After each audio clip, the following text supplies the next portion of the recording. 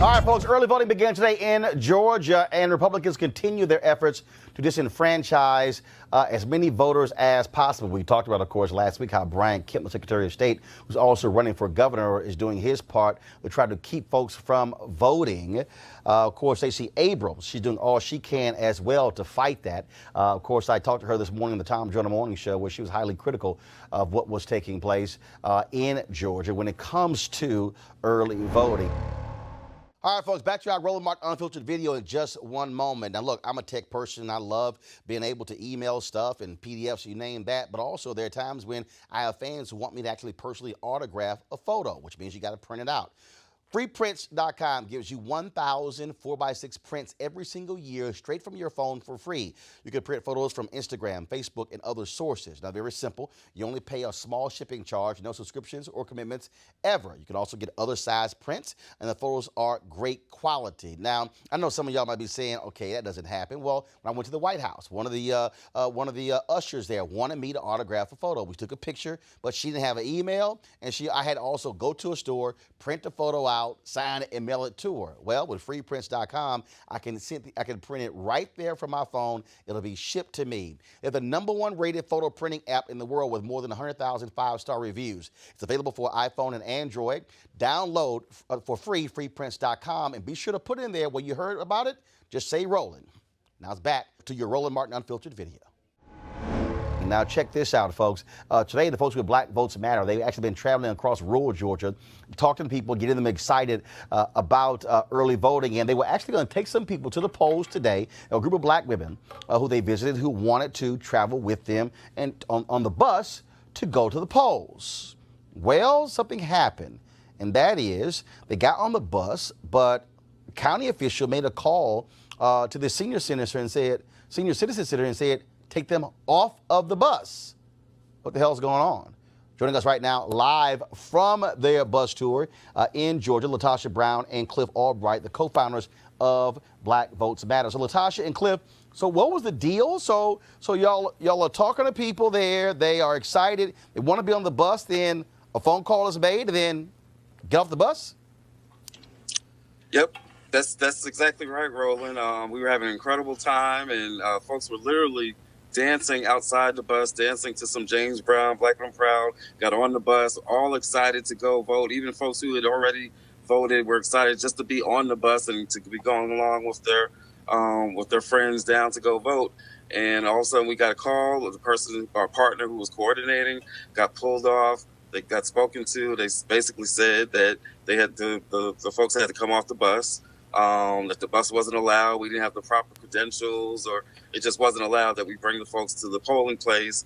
And so, everybody got off the bus. We didn't want to fight it. We didn't want to get the folks at the senior center in trouble. We didn't want to create problems because that's not our purpose. But we did want to make sure. In fact, folks got even more fired up, honestly. And at the end of the day, we believe that the folks there, we already knew that they were going to go vote, but now, and we already knew that they were going to talk to their friends, but now they're even more fired up to talk to more friends and more family and to spread that story. And there's going to be an even bigger turnout because of that. So what was meant to be intimidation and voter suppression is actually going to wind up having the opposite impact. LaTosha, here's the deal, though. It's very simple. Anybody can drive anybody to the polls. It's not like you have to be a voter registrar to drive somebody to the polls. Absolutely. I mean, this is part of what I'm so glad, and we actually caught it on video. This is the kind of intimidation, voter intimidation, that has always been going on in the Deep South. There was absolutely nothing that prevented people from. We have a chartered bus. These are the kind of buses that take folks to the casinos, that take churches. We have an insured, chartered bus that we have taking folks to go to the polls. They actually asked us to get on the bus to go vote. So it's by their own choice. It's a chartered bus. There was nothing to prevent them. What we were told is that someone had passed by, saw the folks getting on the bus, had made a couple of calls, and a county commissioner. Now all of a sudden, all the county commissioners, none of them are taking responsibility for it, but someone called the director of that facility. And mind you, this is a day facility. It's not like the people live there. It's just a community center. So the people that came are independent folks who come on their own. They come to go, they're seniors, they have senior activities there. So there was technically nothing that legally really prevented them from being able to get on the bus and vote with us, other than this tactic of intimidation.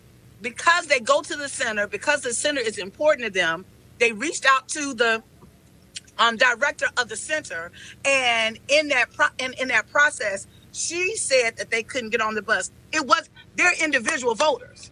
There's nothing that it's as if somebody else is making a determination for our folks. And these are people, y'all, that are seniors. These are senior citizens. So if any of you all got someone, like your aunt and your grandmother and other people, that technically, particularly little things like that, to intimidate them, it has a particular kind of impact on them. Now, what was really surprising for us in this process is, and we even have video of them, they were getting off the bus singing. It was like, they weren't even surprised, because this is such a tactic that is so often done. What was even more ironic is essentially we weren't the ones we came down to do the rally. There had already been provisions made to take them for early voting made by the center. So after they got off our bus, they went and got on the other bus being prepared to go vote. Well, somehow that same call, or I don't know if it was a subsequent call or not, said that they weren't going to take them to vote at all that day. They would go another day.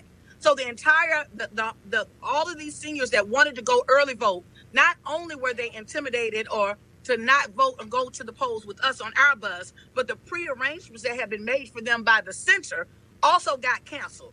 Those are the kinds of tactics that have been used in the rural South that nobody is holding folks accountable to, that our people deal with day in and day out. And we just happen to have this time, we have it on tape. And of course, y'all are traveling all across Georgia, going to a lot of these rural towns. And again, places where in the past, Democratic gubernatorial candidates, frankly, ignored those voters, trying to appeal to, frankly, white suburban voters or white moderate voters. But Stacey Abrams is really focusing on turning out those folks who've been marginalized in the past. Yeah, exactly. I mean, these are the kinds of counties that we've been going to.